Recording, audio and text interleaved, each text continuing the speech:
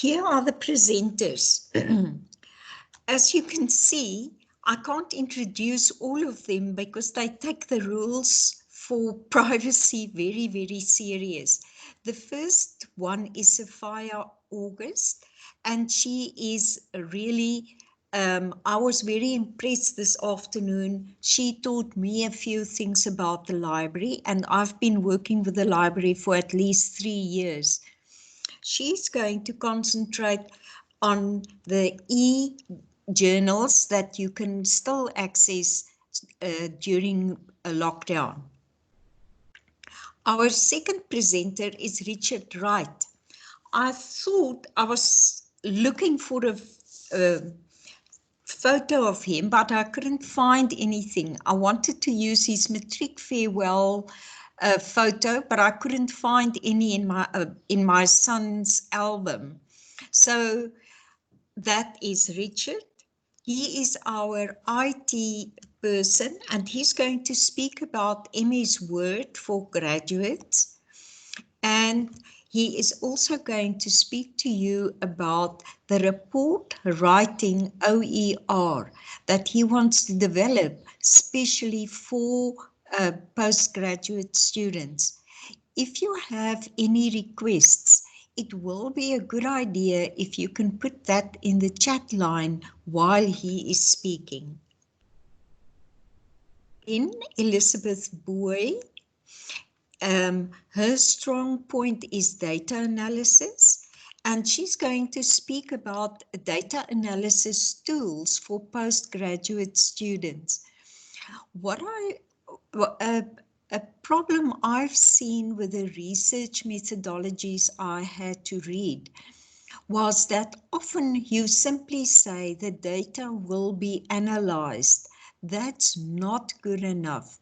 Those of you who still have time to revise research methodology, after Lizzie has explained exactly what help she can provide, I would really advise you to speak to her about various methods to do data analysis. And that's me. And I run your workshops, and I do critical reading. For that purpose, I have opened a document that I want to show you how it works if I do the critical reading. I don't know anything about this module except what's usually in the public domain. There you can see I did approve this girl, this young woman was fluent in English, so it wasn't a case of improving her language as such, but I had to help her to move towards academic writing. Here, I always ask you to include the tutorial letter.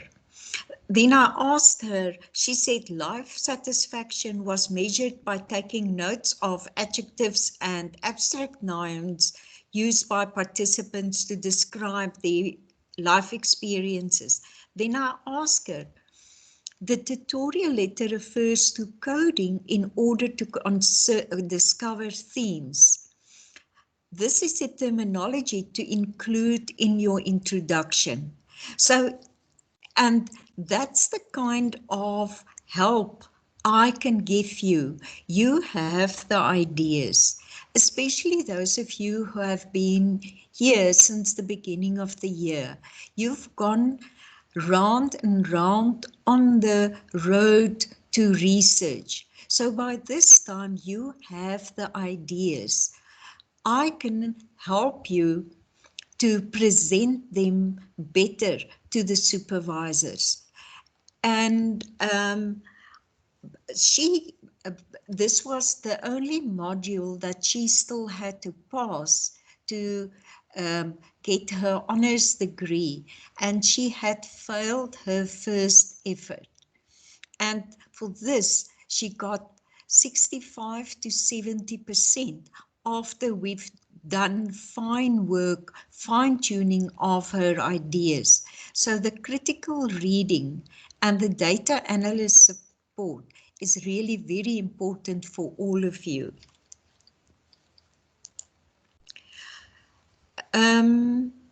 I just need to see if there's something. Oh, that's while you are signing in. Richard, can you make Sophia the presenter now? Yes, Sophia can present. Can she present? Okay. Yes.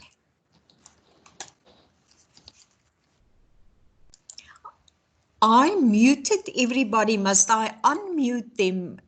Must I unmute her, Richard? No, she'll have to unmute herself. Okay, then she'll have to. Sophia, will you just unmute yourself? Okay, you just, I've done that. Okay, then I'll mute myself. Is my presentation visible? Yes. Can I go ahead? Yes, I think you can go ahead.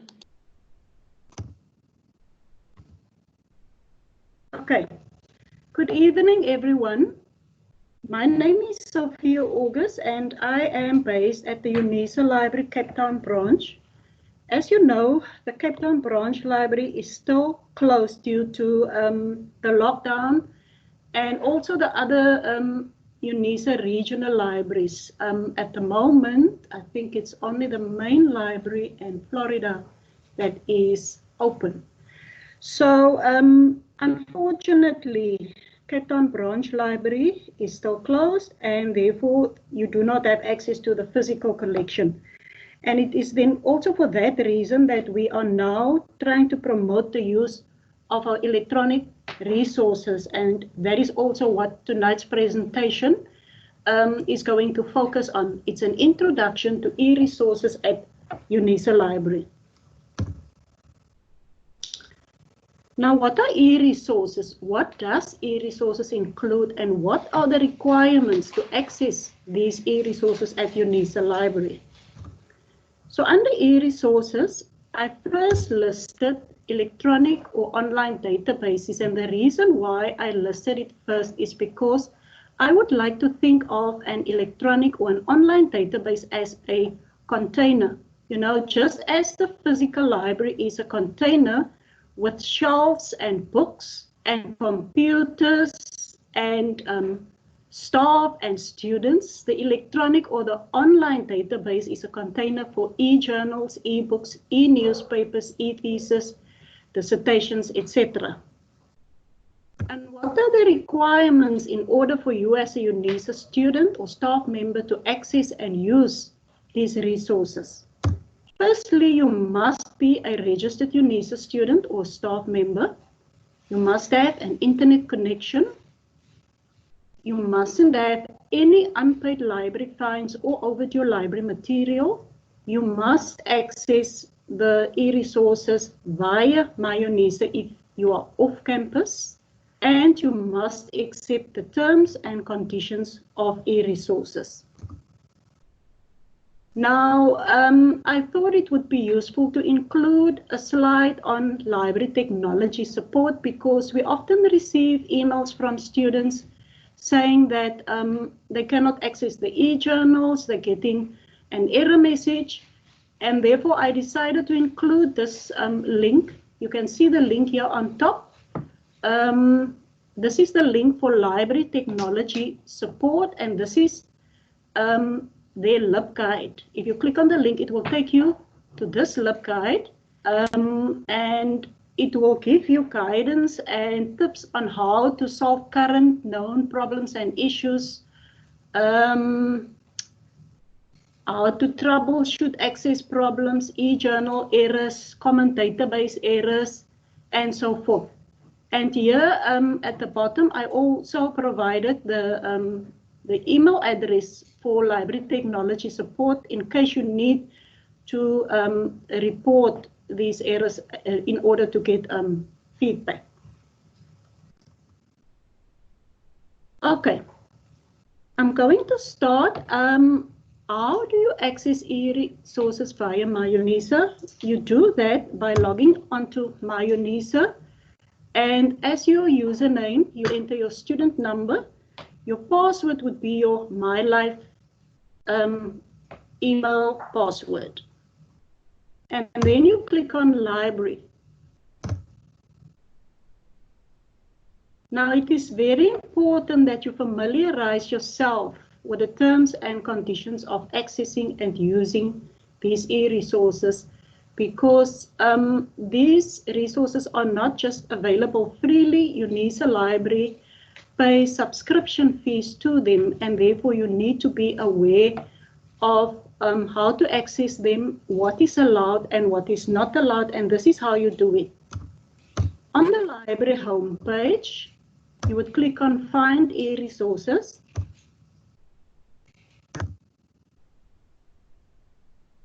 And like I said, the terms and conditions will tell you what is acceptable and what is not acceptable in terms of saving, printing, downloading, copying of electronic resources. This also includes the applicable UNISA policies, for example, the UNISA Students Disciplinary Code, rules for students, policy for infringement and plagiarism, and so forth. So you need to read it and you need to accept it, otherwise you will not be able to proceed. This presentation, I will firstly demonstrate to you how you can do a keyword search as well as a journal article title search, the quick route, that is ENCORE. And then I will show you how to search for a particular journal article.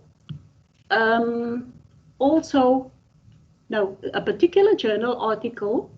It is the same journal article that I'm going to use in the ENCORE search, but this time around we're doing it the longer route by means of e-journals and e-books.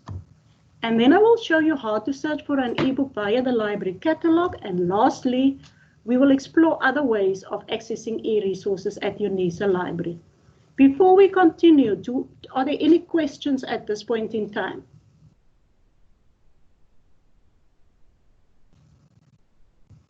Can I continue? Mimi, any questions? There's no questions currently in the chat, so I think you can continue. Okay, thank you. Okay, so let's say, for example, you have to do, or you have to write an essay or do research on the topic, the impact of COVID-19 on education in Africa. Now that is your research topic, and from the topic you now need to identify keywords. So I've already identified the keywords here, and in this case it is COVID-19, education, and Africa. Now, like I said, I'm going to start with ENCORE, and there are two ways in which you can search ENCORE. The first way is on the library homepage in the empty search box. I will now enter my keywords. It is COVID-19 and education and Africa. So the purpose of AND is to combine my three keywords with one another. You can see that by doing one search, I've retrieved more than 18,000 records. And that is the beauty of ENCORE. And you can also see a resemblance there with Google. When you search Google, you retrieve a lot of results from various data, from various websites, and that is by doing one search. And that is the same with ENCORE. You do one search and it retrieves results from the library catalog, from resources in different formats, academic journals, biographies, books, conference materials, various databases. Now, I know that you are all very busy and you don't have the time to go through all 817 records, and therefore We're going to refine the search, and we're going to say we only want full text academic journal articles. And if you look at the results now, you will see that it has now decreased from more than 18,000 to 347. And like I said, it was refined by full text and by academic journals. In your own time, you can even refine this further. But for now, we will work with the 347 records. Like I said, we want full text articles. So the full text is represented by the PDF next to the title. You can see there's PDF, and there's PDF.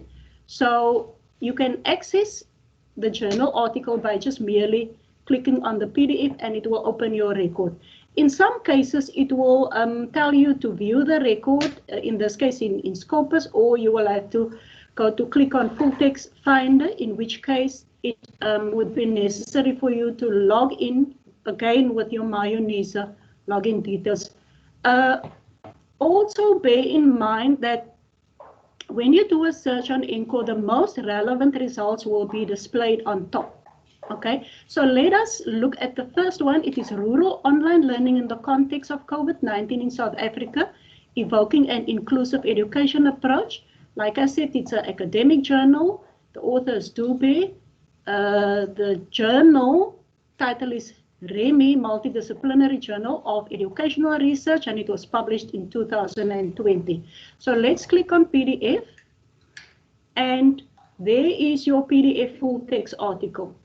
From here, you can now decide to download it or to print it, whichever one you prefer. And that is how you do a keyword search via ENCO. So now I'm going to show you how to search for a journal article. In this case, you know what the journal article title is, you know who the authors are, you know the title of the journal, the volume, the issue number, and the year in which it was published.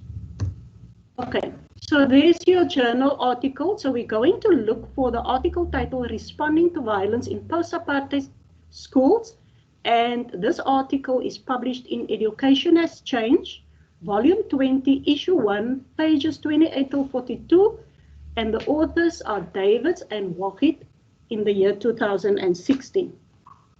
Please try and remember the article and the journal title. So in our first search on ENCO, we're going to do an article title search, Responding to Violence in Post-Apartheid Schools. On the library homepage, now this time around, I'm showing you the second way in which you can search ENCO. When I did the keyword search, we typed in the keywords in the empty search box. This time around, we ignore the empty search box and we search ENCO via the catalog. So when the catalog page opens up, you ignore the top part that says catalog search and you focus your attention on ENCO quick and easy search. And you enter the title of the article, Responding to Violence in Post-Apartheid Schools. And there you will notice it reads more than 14,000 articles. Again, the most relevant results are displayed on top. And in this case, there's not even a need to refine it any further, because not only is your article the first one, is also the second, the third, and the fourth one. Now, why is it like that? It is because UNISA Library subscribe to this particular journal article. Remember, we said the title of the journal is Education Has Changed. You will see it is 1, 2, 3, 4 times. And UNISA Library subscribes to this journal article through 4 databases. Okay, and that is why it appears 4 times on the search results. So from here, you can now access the full text by either clicking on the link there and putting in your MyUnisa login details, or by just simply clicking on the PDF next to any of these articles. So we're going to search for the very same article, but this time we're doing it the longer route and by using the journal title as an entry point. So now we're going to search for the journal title, Education as Change. On the library homepage, you can find e-journals and e-books. In the search box, you type in the journal title, Education as Change. And on your results page, again, you will see the most relevant results are displayed on top. And there is your journal article, your journal title, Education as Change. So you click on full text access. And now you can see all the databases that provide access to this journal. And years covered by each database is displayed next to the database. Previously, when we did the search using the article title, I said that there were 4 databases that UNISA subscribes to for this particular journal, but in this case there are 5 showing. Why is that? It is because if you look at all of them, you will see there are 4 of them that says until present. For example, the Directory of Open Access Journals 2016 till present, Education Source 2010 till present, Silo South Africa 2016 till present, and Taylor and Francis 2004 till present. The one SAE Publications, although we do have a subscription to this journal article, it stops at 2008. So the article, our article that was published in 2016 will not appear in this one. Okay, and that is how you search for a journal article via the long route, and that is by doing a find e-journal search at UNISA library. Any questions before I continue? No questions. Okay. So now what I want to do actually is to drill down to this article. So on this list, we're going to select education source to search. So we click on education source. And on this page, you will see all the years that are covered by education source. So you click on 2016 and the article appears in volume 20, issue 1. So if you click on it and you scroll down to page 28, that is where you will access the full text of this article. So from here, you can read, you can download, you can print, or you can save.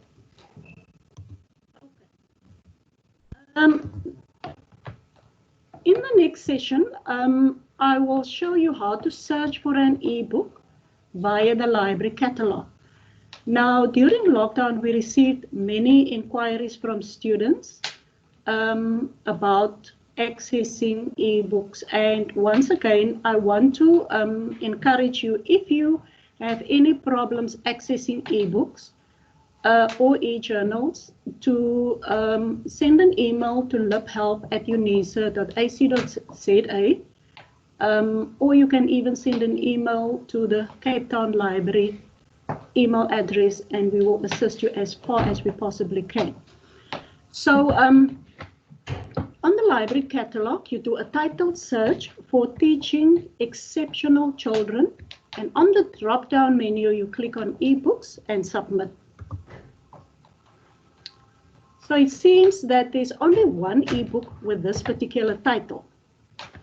On top, you will see the author, the title, year of publication, and edition.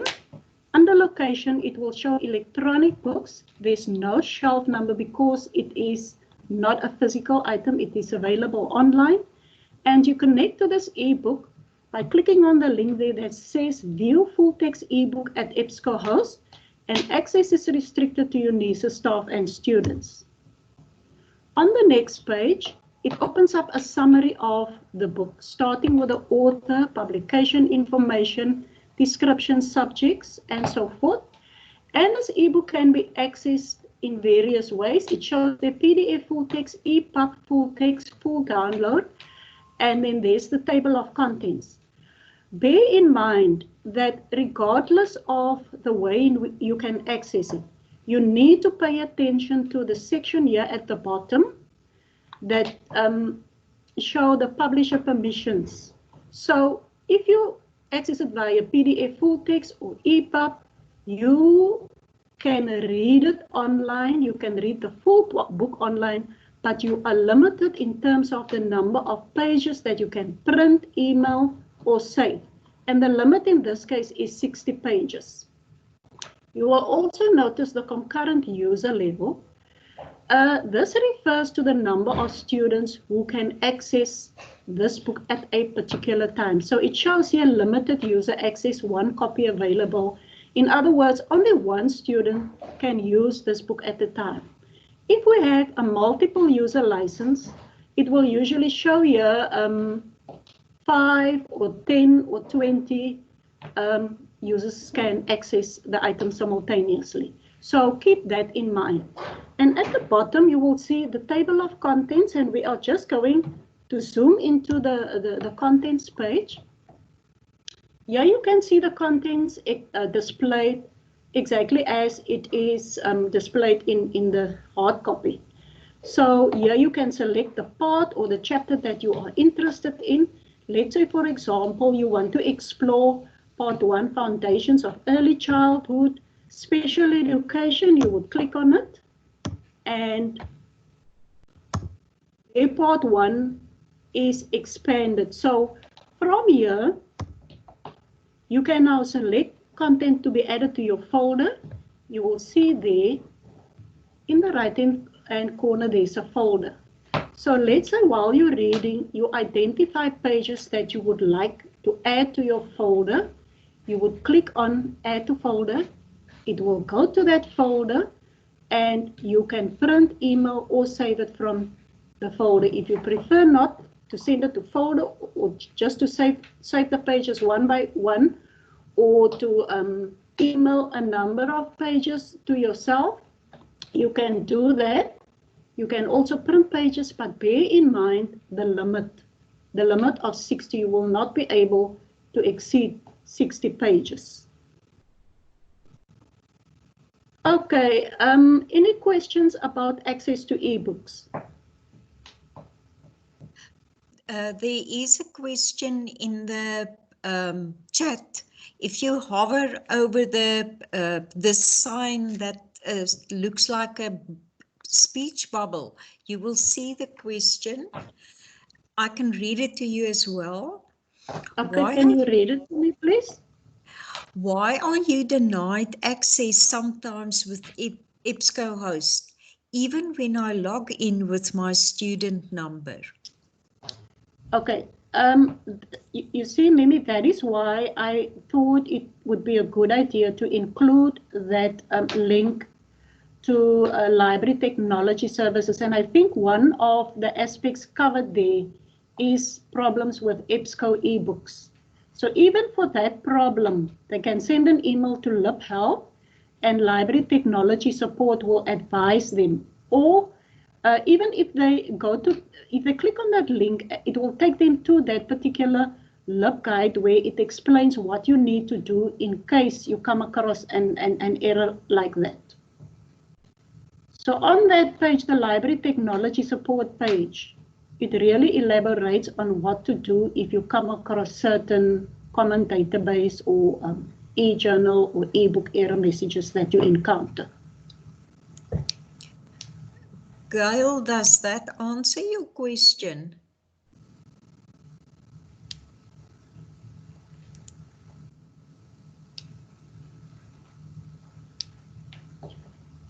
Can I ask that she's fine with the question, Sophia. So okay. That she needs what, and she has what she needs to know. Yeah, like I said, I think it's the third slide that I included on libraries technology support. If she just click on that link and she click on EBSCO, there is a section that deals with EBSCO ebook errors.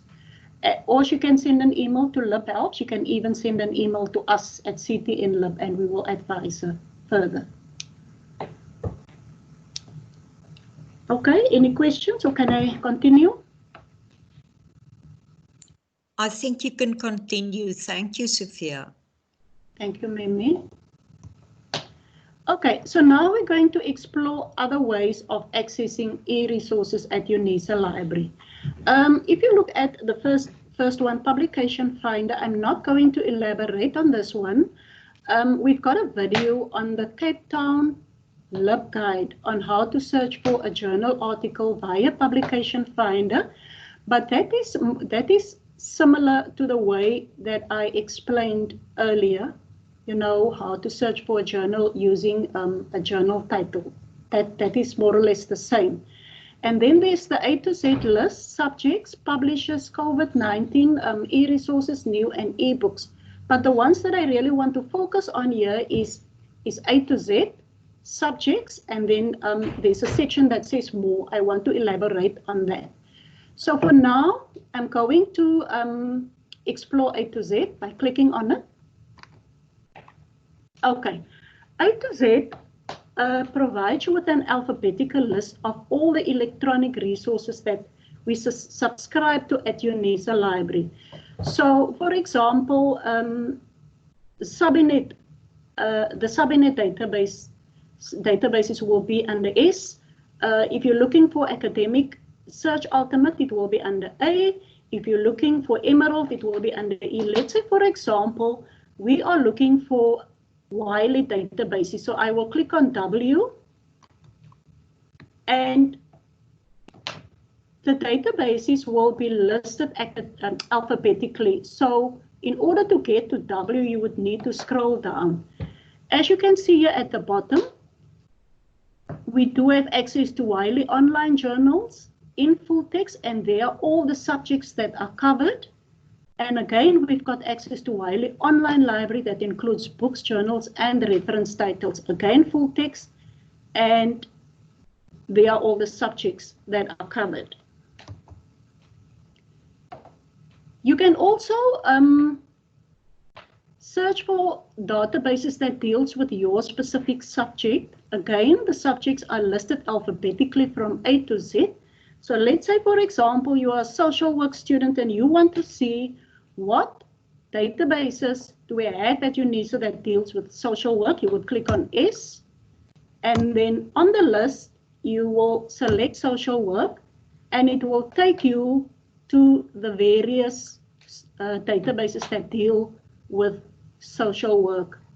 And the same with publishers, the same with COVID-19, new and ebooks.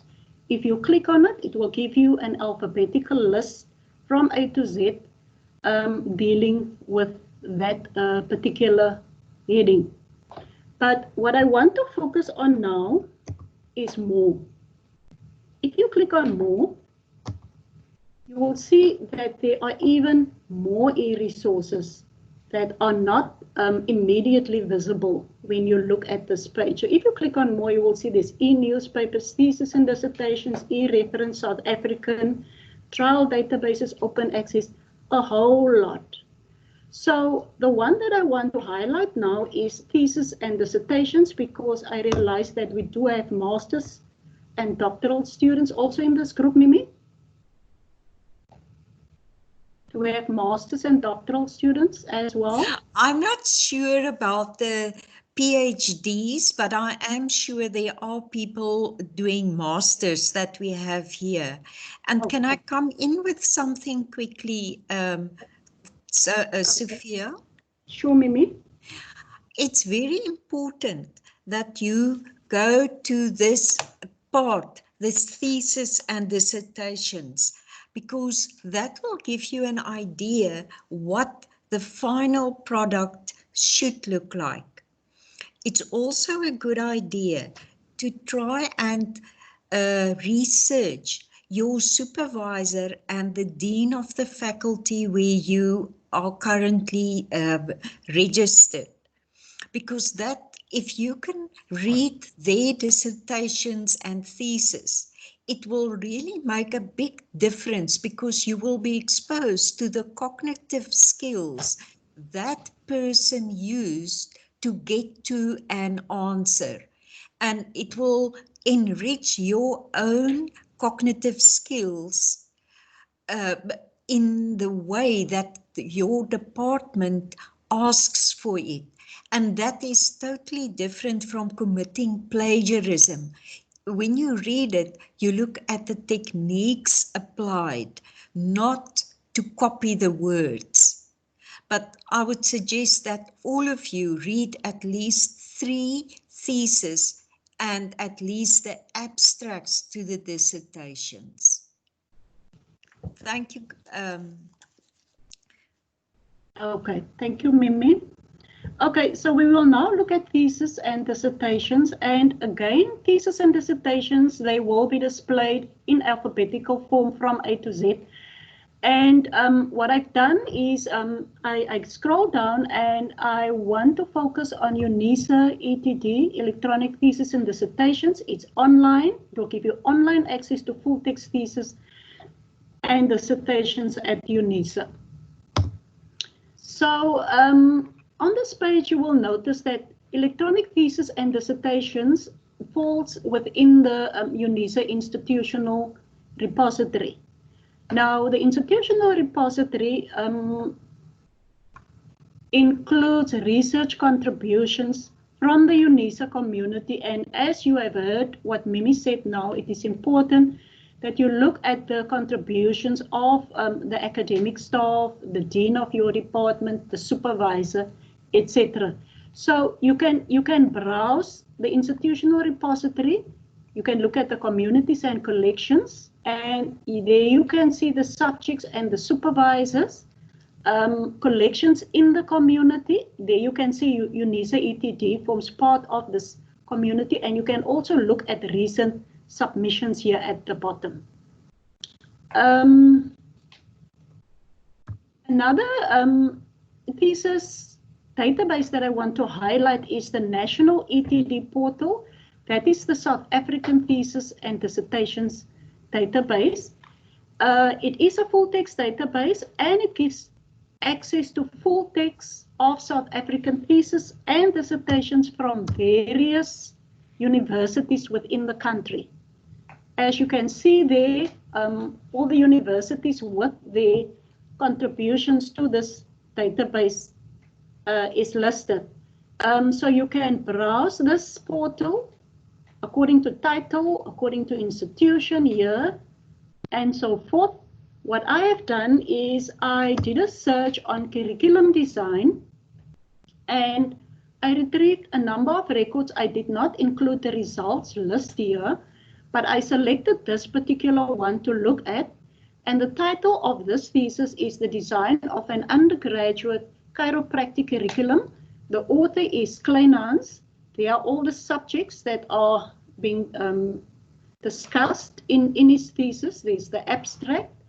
And here at the bottom, we can see that he did M.Ed in didactics. And there's more details about his thesis. And here we see that this thesis was done at the University of South Africa. So it is our own, right? So if you click on the link there at the bottom, it takes us to the UNISA institutional repository. So say, for example, this was a student from UCT, and I clicked on the link, it would have taken me to the UCT institutional repository. If it was WITS, it would have taken me to the WITS institutional repository.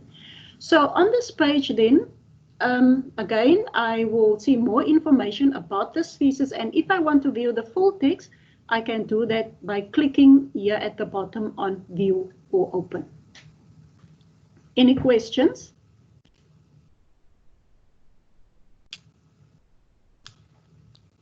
They're still finding, Sophia. I think you are giving them so much information they're writing all the time.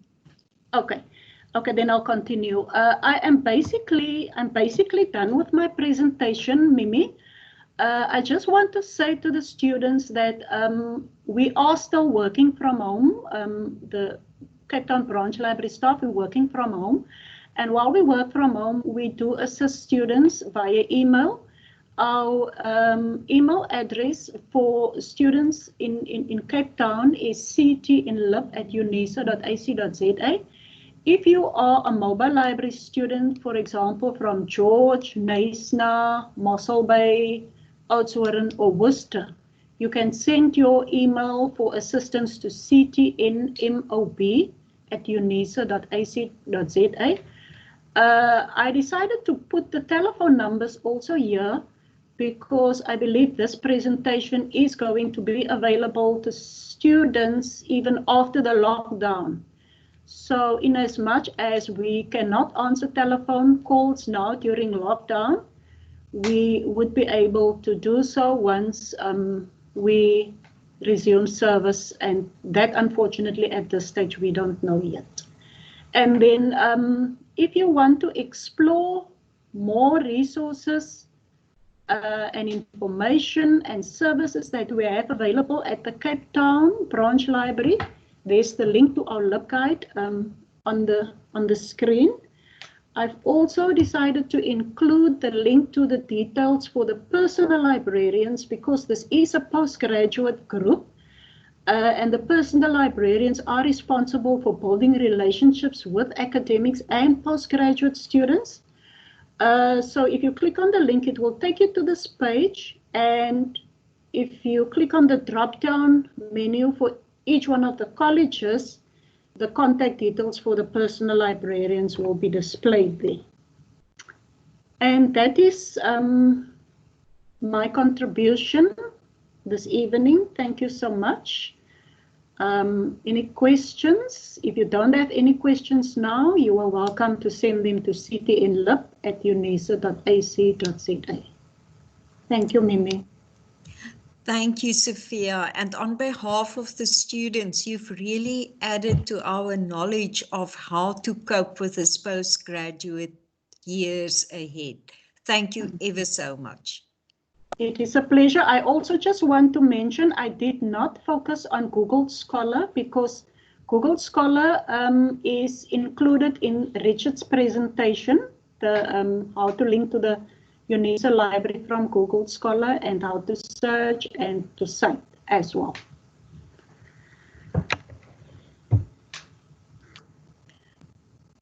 Richard, I suppose you can make yourself a presenter and you can be the next presenter. I think you should just put on your video for a few minutes so that the students can see you're not really a Rottweiler. I will do so, maybe. So, good evening, everyone. My name is Richard Wright. I'm a digital learning advisor at the Cape Town campus. Let me just put on here. So today I'm going to take you through the OER that was developed by the staff at the Western Cape campus. It was the facilitation of learning in collaboration with the library. So the OER that was developed was focusing on digital literacy for university students. And it forms part of the bigger UNISA open learning platform where anybody can join and do online courses. So I really recommend as well, there's a lot of online courses that you can follow through on the MOOC platform. And as the MOOC stands for, it's Massive Open Online Course, so it's self-paced. You complete the course, all the activities to gain the knowledge for a particular subject. So the digital literacy course that we developed is to improve your basic digital literacy skills and focusing especially for university students. And that's why we chose the formatting of and editing of long documents in a word processor. Because all of you will sooner or later will have to do an assignment, a report, or even your thesis in the end in a word processor. I'm just going to put off my camera for better quality. So the sections that we developed, there's 3 sections. The first one is digital terminology. So we really tried to take it from the basics to the advanced. So if there's something you're not familiar with in any of the concepts of computers or internet, you can really come here just to brush up your skills. So it starts off with the hardware, the operating system, the application software, basic commands. A lot of people, for instance, don't use shortcuts, how to use shortcuts effectively to speed up your work process. And then also the different types of web browsers and how can I say, a comparison against them. The second one is the search and referencing. Now, a lot of the research you will do through web browsers, and you will be using search engines to conduct this. So this really focuses a lot on how to correctly type a sentence to get the results you want, how you can narrow down the results from the thousands that you would get. So I really recommend, especially if you're going to research a topic, to look at the Google searches and how you can really use it as a tool to refine the results that you get. And then, as mentioned by Sophia, we also got the section from the library on the Google Scholar and how you use it to reference documents that you can use in your reports. The last part is the longer session part is the word processing. So we start off from using the modern tools, Office 365, that are now currently renamed to Microsoft 365. So if you're not familiar with Office 365, OneDrive, these is the tools that you're probably going to use one day. Doesn't matter which field you're going to. If you're familiar with these tools, you'll be able to use comparative cloud platforms. So really, if you are familiar with working in an online environment, sharing documents, you can even effectively share documents with your lecturer or even any of the tutors that's available. Then the first one we started off with is the Microsoft Word. So this starts with Microsoft Word Online, and it shows you the basics of using Microsoft Word, how to do headers, page numbering, correct formatting of text, and how to navigate through the interface and save your documents online, so you always know that you've got the latest version, but also the revised version quickly at hand. Now, one thing Mimi spoke about is the future unit development that we want to do this year, and that's more specific to postgraduates, will be report writing. So I really want you to, in the comments, mention what is it specifically that you would want to see, that you've come across where you struggled, and that we can include in the OER. So currently, we're going to focus on complete report writing with how to do the automatic table of contents, the title page, using styles effectively, document sections so that you can do different sectional numbering, automatic referencing, and footnotes and endnotes. In the future, if you also have any ideas, if you come across, or even if you struggle, we can always assist you already. You can just email ctandtat@unisa.ac.za.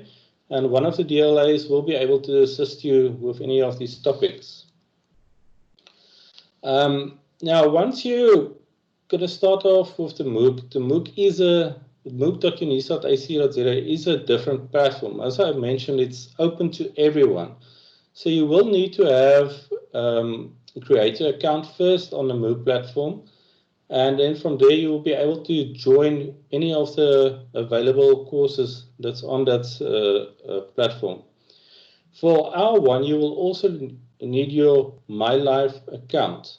Now, one thing to note, with your MyLife account, it's actually a Microsoft 365 account. So this gives you access to all the Office packages, a lot of the online tools.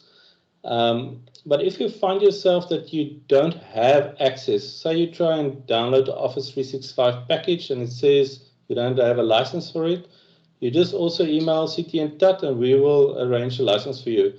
Because this licensing only came into effect from 2017, if you registered before then, license wasn't automatically assigned to you, but you're still entitled to a license. So I'm just quickly going to take you through getting started.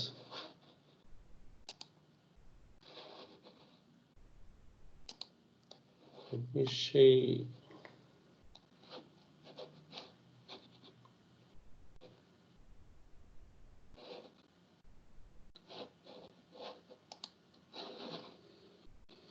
So what I'm going to do is just quickly, let me close this one.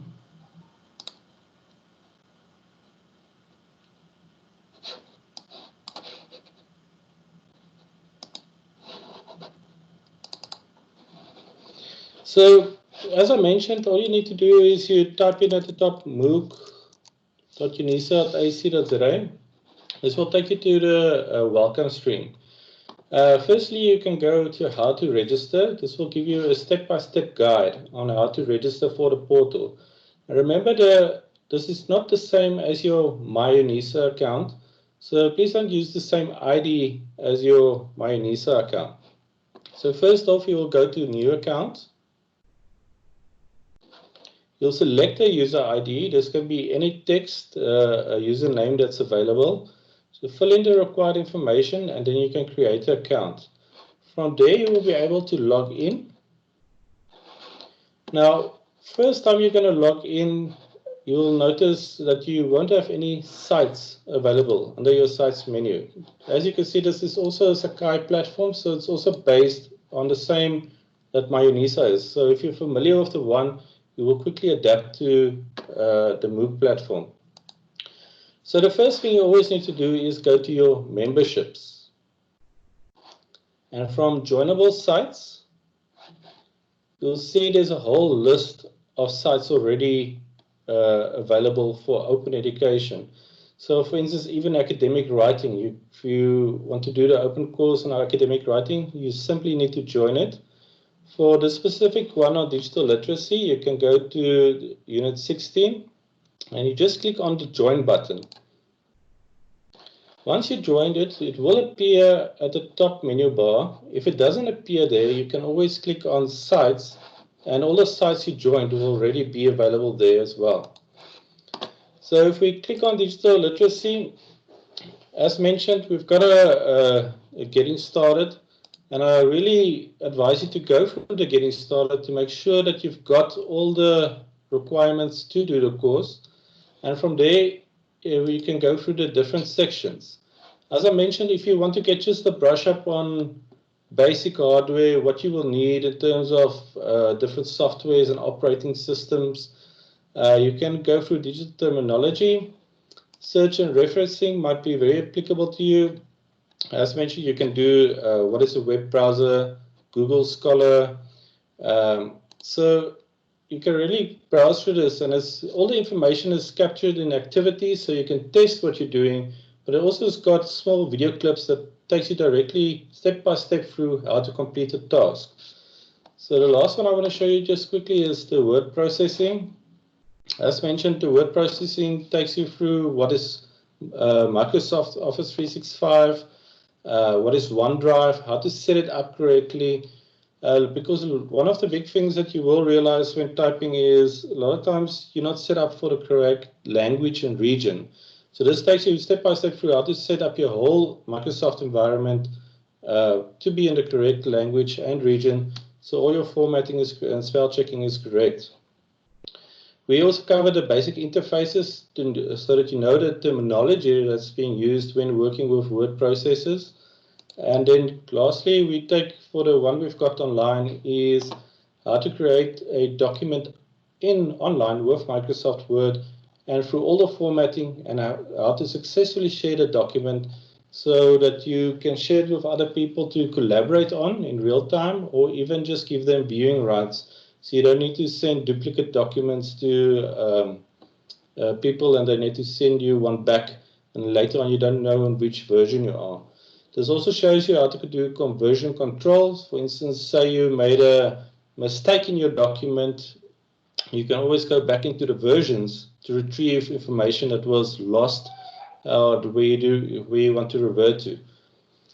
As mentioned, on this site, you can always go to the chat room as well. If you've got any questions, you can leave it there. And as mentioned also, we're going to focus this year on getting for report writing for postgraduate students. So really please, in the comment section, leave some areas where you perhaps got stuck in the past and which can perhaps help students in the future. or something really that where we can assist you with even your report that you're currently writing. I'm just quickly going to see. So no questions at the moment. Oh, somebody recommends actually the academic writing course. So good on you that you already joined the course. But thank you. Any other questions?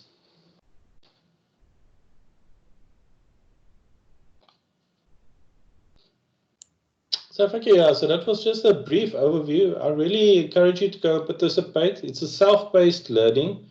If you get stuck, we are always there to assist you. But it will really give you a good understanding of working with the technologies, the latest technologies available to successfully do your report writing and theses. Thank you, Mary. Thank you, Richard. It was very kind of you.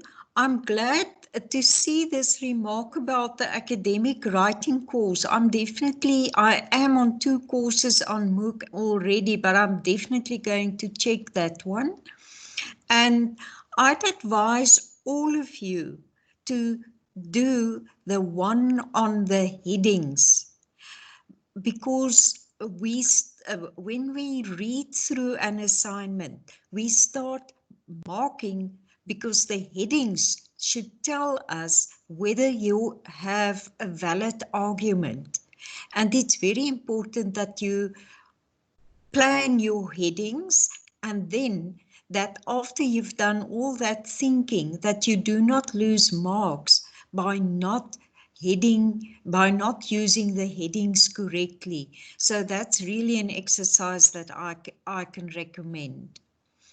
Lizzie, you are our lady with all the knowledge about data analysis. It's your turn now.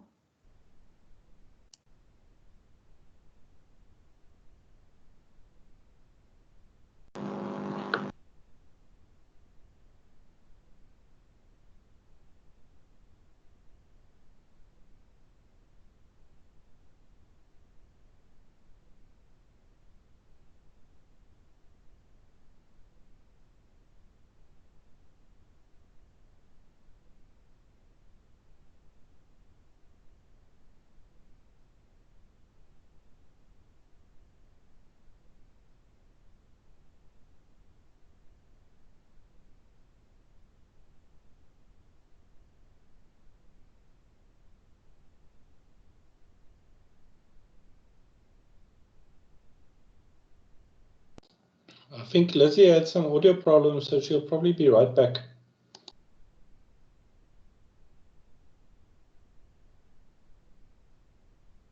Richard, she was muted. I thought I'd send her a message. No, I think there was something wrong with her microphone. So I think she's just quickly going to rejoin.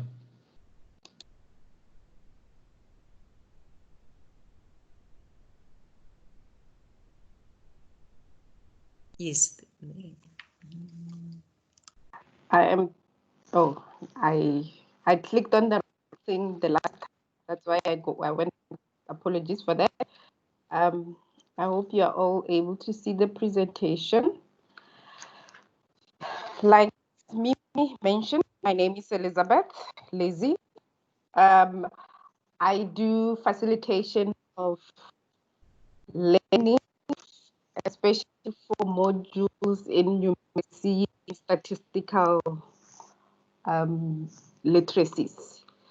So work in the numeracy center, whereas he works in the academic literacy center, which is odd.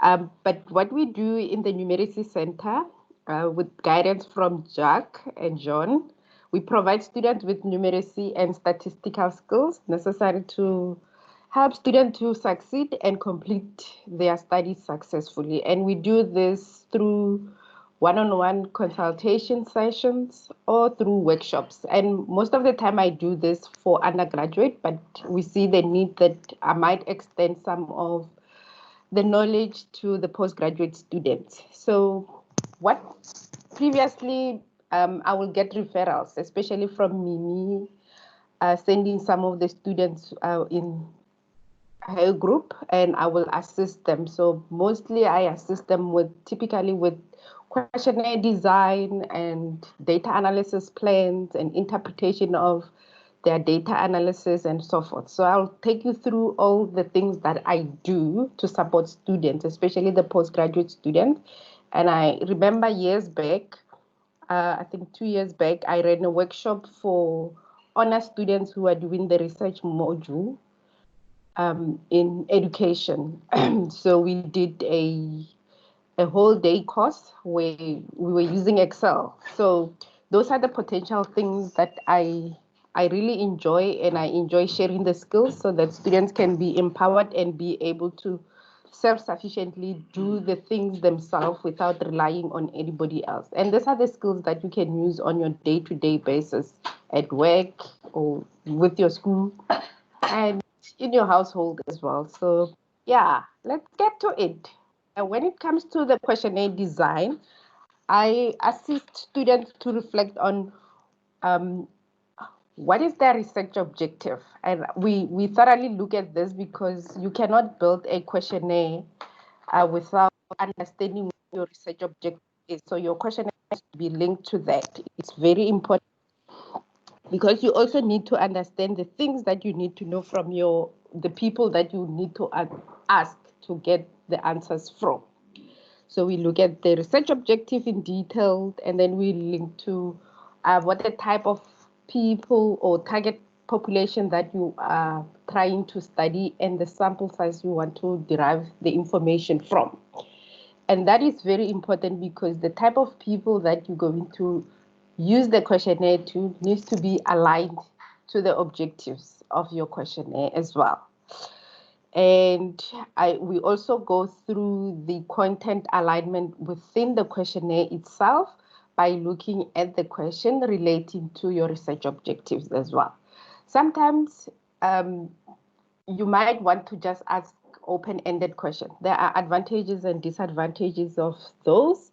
So we look at that in detail in terms of what really needs to go in support of your research question and answering your hypothesis questions or hypothesis testing questions as well. And we also, more especially, we look at the wording, how you word your question, because you also don't want to create ambiguity within your questions. You don't want to ask the same thing twice, not realizing that you are asking the same thing. And you also don't want to confuse the respondents, not knowing what the question really is asking. So we look at the wording of the question in thorough, and we also look at how you order the questions, the numbering of, or how the structure follows one another in detail, because then you cannot ask biographical data in the middle of when you are asking questions about how do they travel, what is their experience. So we look at the logic and the order in which the question needs to follow each other. And sometimes it's also very important because you also don't want to create a complex questionnaire that you responded in the middle of the question, they retire. They don't want to continue answering the question because they don't see the benefit out of it, of answering that. And you also don't want to create unnecessary complex questionnaires. So we look at those together.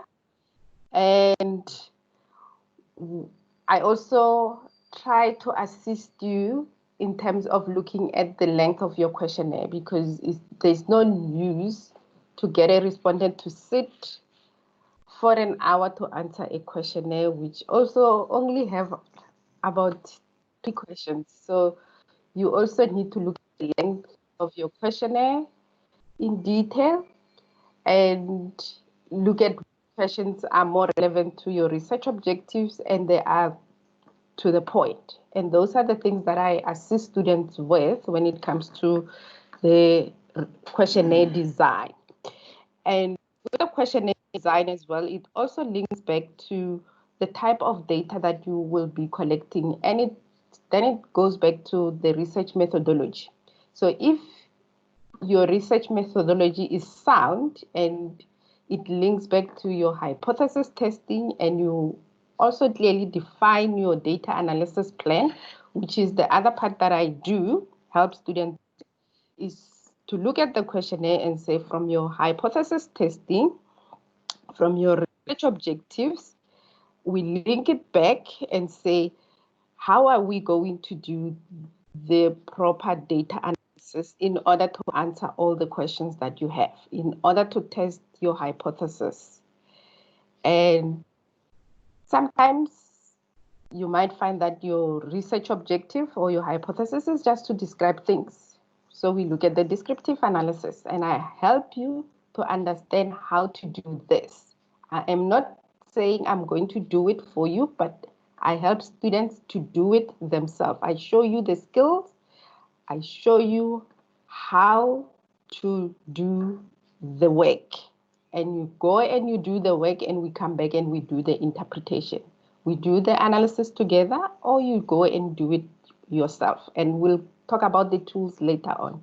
And sometimes with your research objectives, you want to do hypothesis testing. We go into it in more detail. And before we go into even the hypothesis testing, one other, because you are developing a questionnaire, especially those who will not be using the primary data, but go and do the questionnaire and collect secondary data, you are going to have to test your questionnaire. And testing your questionnaire, it means you need to do your reliability test, which is your Cronbach alpha test. So I show you where to do those, especially if you have an SPSS. It makes it easier to do the Cronbach alpha, but the other tools as well, you can do that. And I take you through all the steps on how to do that. And in terms of the descriptive analysis, I also assist you on how you create tables and charts and visualize it, because sometimes it's not for other people or choosing colors, especially when you're making academic report. You do not need to use fancy colors and so forth. So we look at the standards of how you present your results as well at the end. And when it comes to the hypothesis testing, we also look at your research questions and your hypothesis testing. Sometimes you can do a parametric test, which means your data needs to be normally distributed. If your data is not normally distributed, therefore, we will opt to do a test called a non-parametric test, where we can use the Wilkinson sign rank test or the Wilkinson test, or we can do the Spearman correlation. But we go through in detail, linking all this analysis to your research questions, to your questionnaire, in order for you to be able to do that.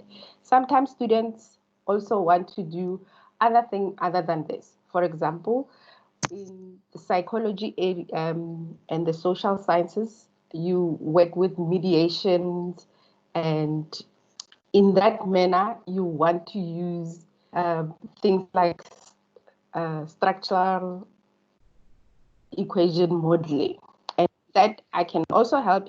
You will need to have the tools to do that. The software, you can use R or you can use an SPSS to do that.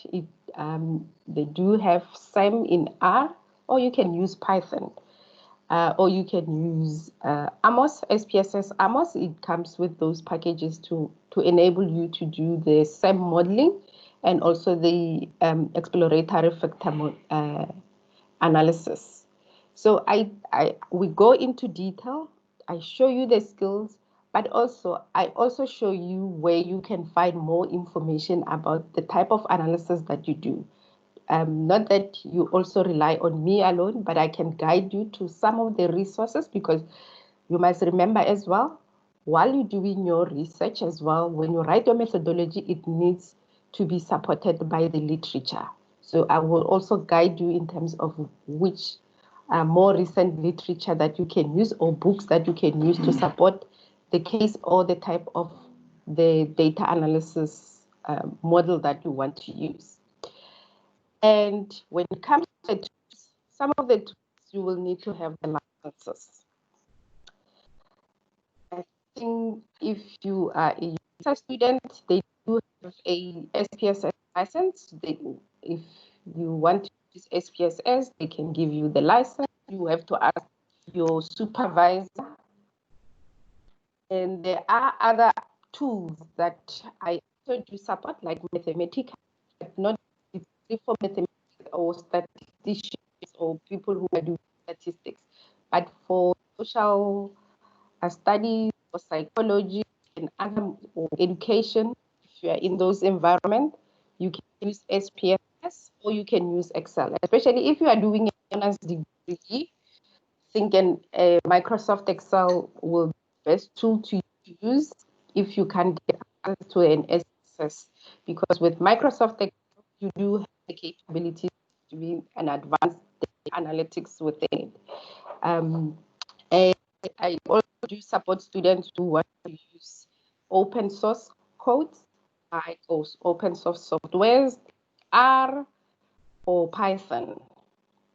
And that's all what I do. I support students to do statistical analysis. And that's what I do. Thank you very much for listening to my presentation. If you want help from me, or you need assistance, or you want me to look at your research proposal or your thesis, you can send an email to ctntat@unisa.ac.za, or you can copy me, eBoy, EM. I must get used to this email address at unisa.ac.za. And I sure will be able to assist and look at your paper and guide you. That's it from me. Any question? I know I was fast.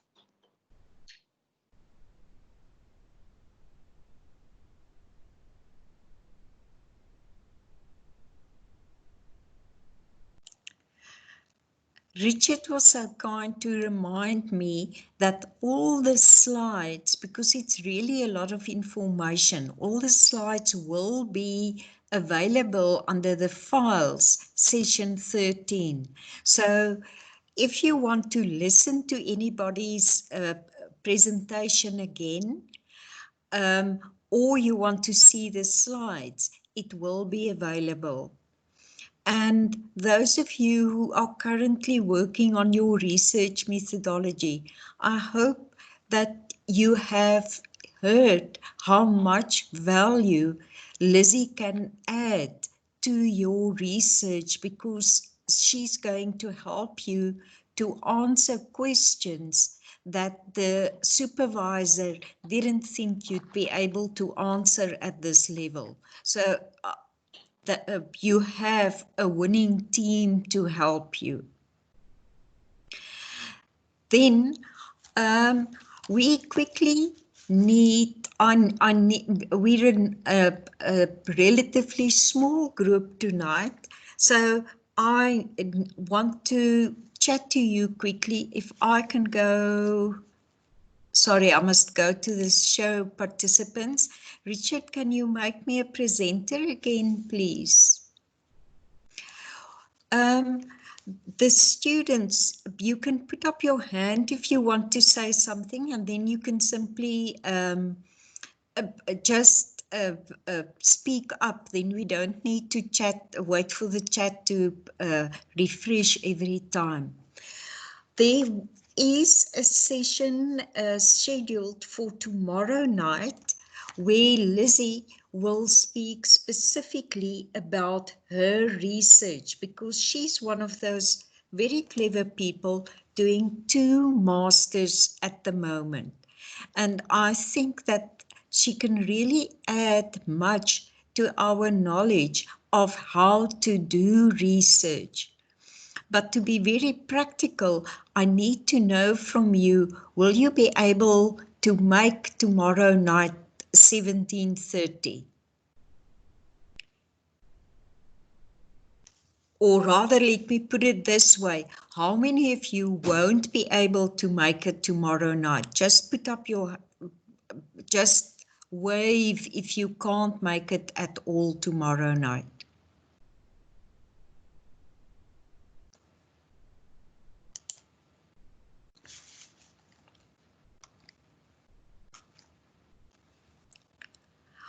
Well, then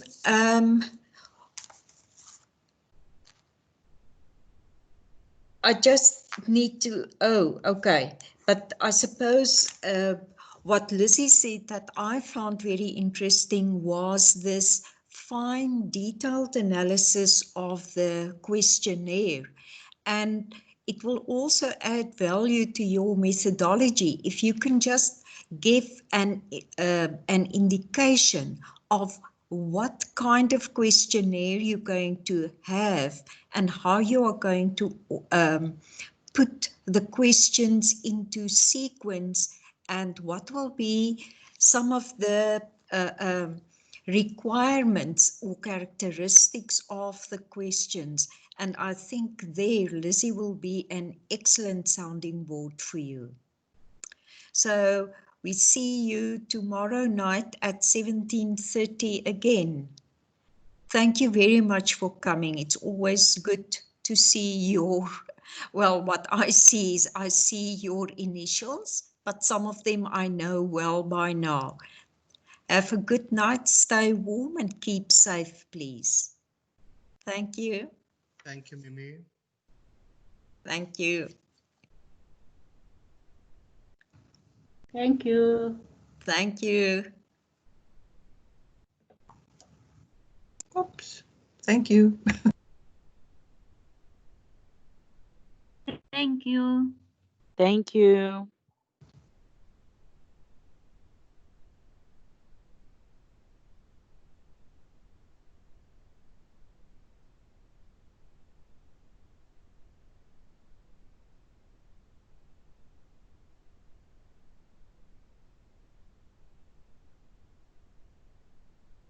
Oh. I will see you tomorrow. Bye.